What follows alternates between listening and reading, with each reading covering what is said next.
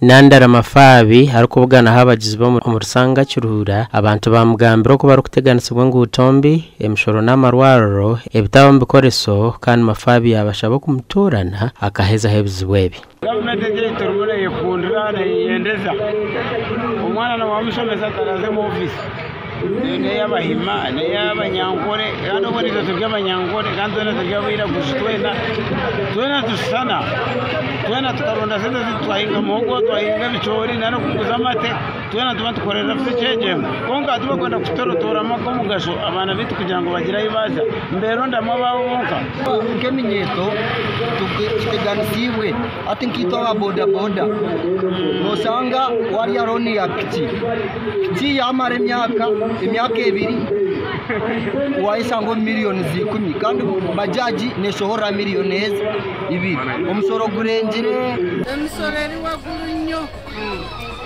bingi nyo buli kimu tusasura batusaba sente za house rent za manyi emisoro ya manyi.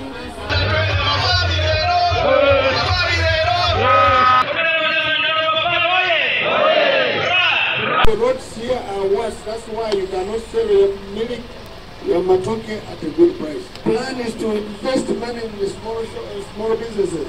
My mother and father are going to be given what you call seed capital, where you will be making money and they go up without being taxed. You will only be taxed when you have reached capital.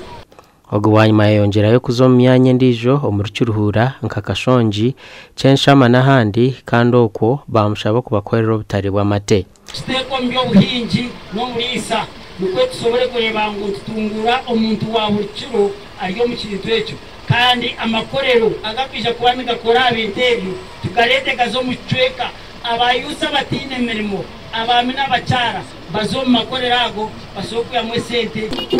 100 million shillings as a grant in every village every year for 5 years. That's 500 million for purpose of your money in your villages so that you can move on.